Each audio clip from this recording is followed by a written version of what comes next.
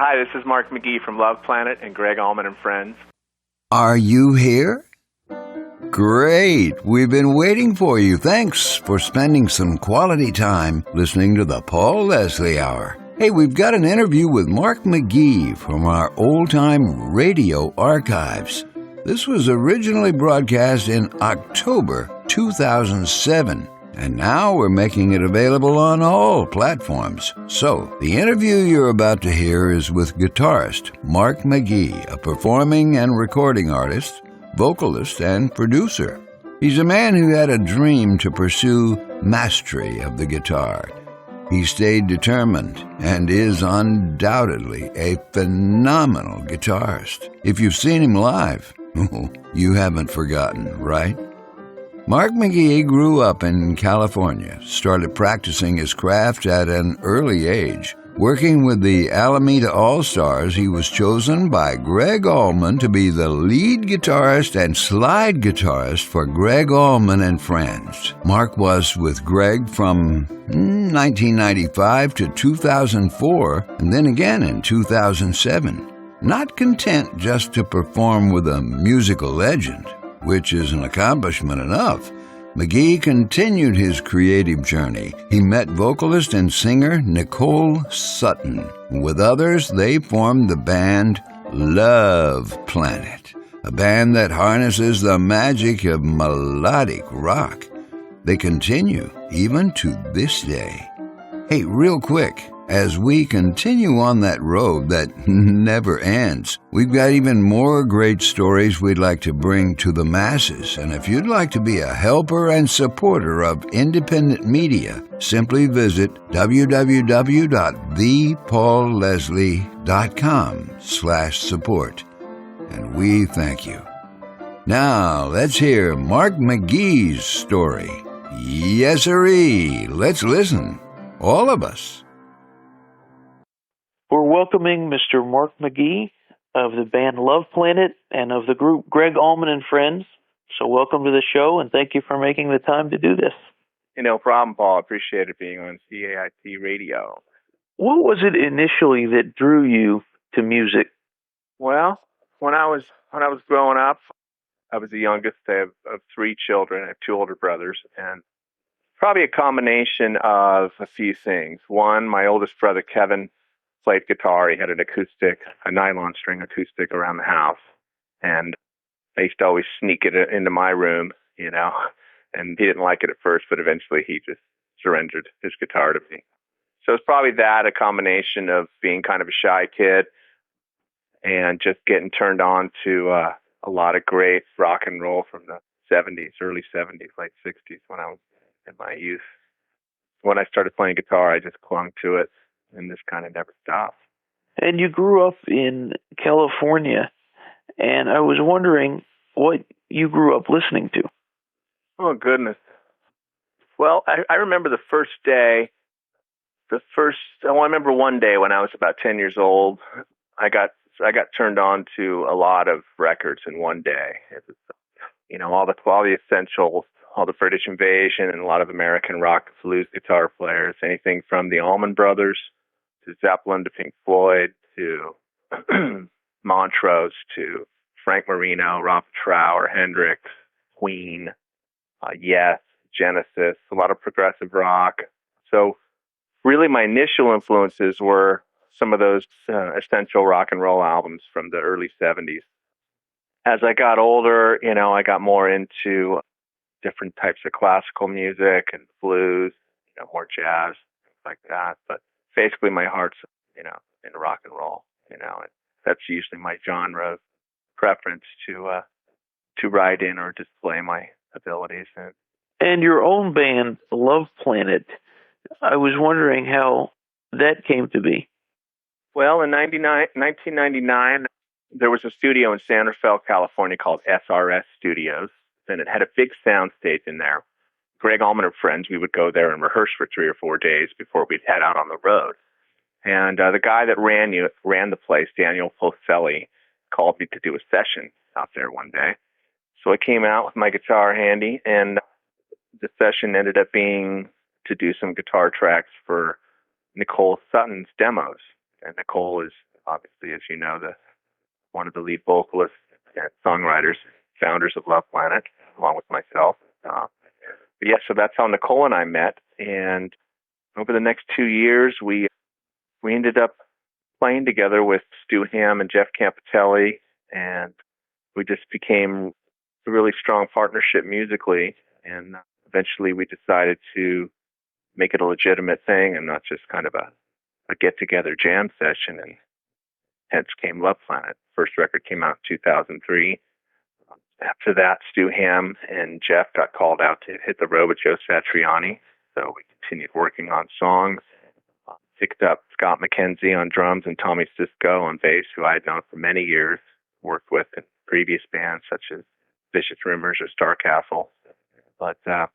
And then we released State of Mind in 2005, and we actually just finished recording our third record called Lucky One, which is going to be being mixed while I'm out of town on the road with Gregg, and we should have it at the merch stand for the post-Christmas Gregg Allman Friends run. And who came up with the name of the band, the Love Planet? Well, it was one of those situations where we literally just, Nicole and I sat down and we wrote down a bunch of different words on little pieces of paper that we thought were, important things or, cool sounding words, and we crumpled them up and threw them in a hat, and we each pulled one out, put it together, and out came Love Planet. That's realistically how it came about. And it's crazy because, it's one thing finding the right chemistry of musicians to play with, and, but it's almost impossible to find a band name these days. And I was reading, you said that you mentioned that you had an instant musical connection with Nicole Sutton of Love Planet. And I was wondering how you came to realize that. It was kind of just an unspoken thing. It was kind of like where you'd answer each other's questions for each other without even realizing it. And, musical styles, ideas musically, kind of how a song made you feel, visualizing, the music. If the music was to a picture, like what does this music say to you? What do you see? What does it make you think of as far as, lyrical content? We met eye to eye in a lot of those kind of things. We just seemed to get the same vibe from certain types of music, and things seemed to resonate the same way for us. So I think that was a big part of it, just kind of an innate thing. And you've been with Gregg Allman and Friends for over 10 years now. I was wondering what has kept it fresh all these years. See, I guess I'd have to say partially for Gregg Allman and Friends as a whole, and probably more for Gregg, if I may be so bold, is that he's had a lot of different players come and go over the years in the band. So for me personally as a player, that obviously keeps things new and changing. As a new piano player comes into the band, things get, new parts come up in turn, other people's parts change. So you constantly got to be open and not really married to your parts that you're playing musically, because, everybody's got to be able to put in their stamp and their feel within Gregg's framework. And so that's one element that caused, or that's enabled it to be fresh all these years. For me personally, really it's just trying to execute a certain type of feeling and a certain type of energy that is connected to Gregg and his songs and his music. When people hear Melissa or Rider or even some of the more obscure songs, they expect to hear certain things, either from the studio recordings or whatever. And, a lot of players come into a band and kind of just want to stomp all over it and do their own thing, And I think one of the reasons that Gregg has me here with him still is that I respect the material. I seem to have a decent idea of what parts on the recordings or on the songs the audience wants to hear and expects to hear, and then also pick my moments, put my own flair and my own stylings in there. For me, it's every time I get to play on stage with with someone like Gregg, it's just a pleasure, and the excitement of it is really something that instigates spontaneity and instigates that freshness. It's never you never get used to it. It's always an exciting experience. So I think that ultimately will come out in the music. How did you begin performing with Gregg Allman and Friends, and how did you meet Gregg Allman? Well, back in the mid-'90s, Gregg had moved out to California. I was living out here for a while. I grew up in a small town called Alameda, which is about 12 minutes away from San Francisco. And there was a band called the Alameda All Stars that, as I grew up in Alameda, I had heard of. They were kind of, maybe 10 years older than me. And didn't really know them, but I'd heard of them. I was busy playing with my own original bands in San Francisco and doing original nightclubs. And Alameda All Stars was more of kind of just a local blues, kind of a music club, really. A lot of musicians from Alameda came out of that band. Danny Chauncey, who's in 30th Special, is from Alameda. He came out of that band. Pat Thrall, who was in the Pat Travers band, he came out of that band, came out of Alameda. So over the years, I kind of became friendly with the guys. And at one point, they had asked me to sit in and chat in with them. And then they asked me to fill in for a few gigs. And I started filling in more and more. And at that time, they were members of Gregg Allman Friends. And then an audition came up where they needed a guitarist. I guess at that point, they used to have a West Coast lineup and an East Coast lineup as far as the guitar players went. I think it was Chauncey and Jack Pearson on the East Coast and Mark Jelly Roll Burgstaller, we call him Jelly Roll, and somebody else on the West Coast. And they had an opening, and so a bunch of auditions were set up, and I was invited to come down and check it out, and kind of that's how that door opened for me. And it's kind of ironic because, as we mentioned earlier, there's been a lot of changes over the years, and now I guess I'm the only one from Alameda that's a member of Gregg's band, so it's kind of strange the way the worm turns. I was reading that you have a solo album coming up called Gem, and I was wondering what types of music are going to be included on that album. It's going to be a mix of acoustic, electric, rock, pop, with some bluesiness in there, some psychedelic in there, maybe some ambient moments as well.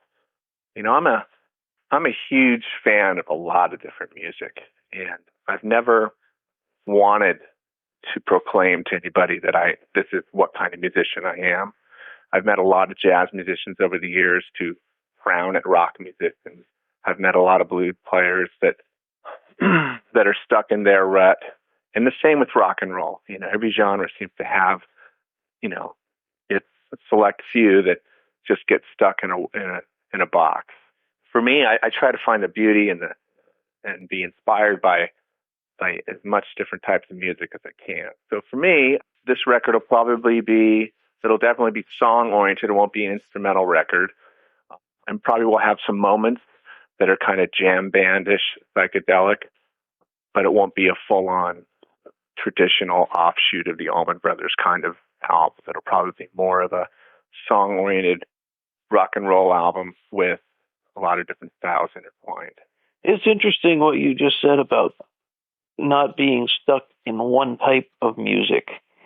I think what Gregg Allman does and what the Allman Brothers do is kind of an example of not doing that. Just the fact that, like Gregg's music, he has some songs that kind of rock, but he has so much soul. He has blues, sometimes a little bit of jazz.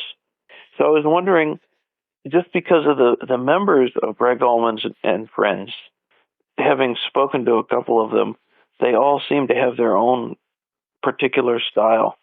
I was wondering how Gregg, or if he does at all, has he expressed interest in the solo work of you guys?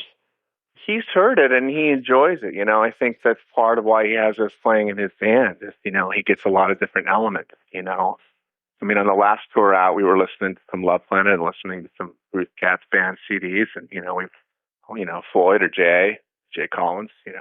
Yeah, I think he likes the fact that we're all when we go home, we're busy doing and creating our own thing. That we're that we don't turn it off, that we don't go home and just sit back and say, well, we'll just sit back and wait for Gregg to play again, because it's in our blood and it's what we do, and it's definitely true. I mean, Bruce has got that really kind of blues, honky-tonk, ragtime, serious piano playing going on. Jay is obviously more into jazz, from the jazz school. However, I know he's been embracing his R&B and blues roots a lot lately. And me, I guess I'm the rock and roll element. It's kind of a neat chemistry, we all kind of have to come together. There's always moments working on songs or arrangements where different ideas come up and, different perspectives on. So, and then somehow we find a way to kind of mesh it into one thing where everybody gets to feel that their contribution is a part of the picture. When someone hears you performing or something that you've recorded, whether it's with Gregg Allman, your own band, Love Planet, or this upcoming album, what is it that you hope the listener gets out of the experience? Well, first and foremost, just a good, positive feeling, an uplifting feeling, something that makes them emotionally feel open and happy or excited.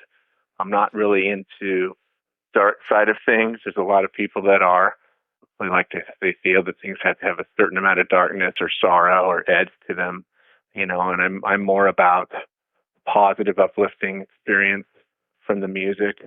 They don't have to get it completely, but if it makes them feel good, if they like the song, if they find something in it that moves them, then ultimately that's all I can really hope for. When you're not doing music, if you have time, because it seems like you're just so immersed in music with all these different projects you're doing, what do you like doing in your downtime? Well, staying healthy, working out, like a good movie, like a good book, spending good time with my friends and my family. That's really the simple things in life are what's important to me, not too flamboyant or too extravagant. That's my personal life. And how can the listeners out there find out more about the world of Mark McGee and Love Planet? Well, that's easy. Just go to www.markmcgee.com or LUVplanet, loveplanet.net. You can also find out things about me on MySpace. You can download my music through iTunes and come out to the Gregg Allman shows. That'd be a great way to find out about me. Before we go, I have one final question for you, and I think this is a good question for you, given the name of the band Love Planet. This program and this broadcast is going out all over the world. I was wondering what you would like to say to the world. Keep it real. If you have something to say it. Don't get caught up in the PC world that we're living in, and just be positive, keep the faith, and follow your passions. Do what makes you happy, and be good to one another. Well, Mr. McGee, on behalf of myself and the listening audience, I'd like to thank you so much for giving us this interview. My pleasure, Paul. And I hope to see you on the road soon. I hope so, man. Hopefully we can hook up in Atlanta. All right. We thank you and appreciate you dropping in for the Paul Leslie Hour today. You can help the Paul Leslie Hour in our mission to provide independent media content like this by visiting www.thepaulleslie.com/support. We truly thank you. This is your announcer speaking.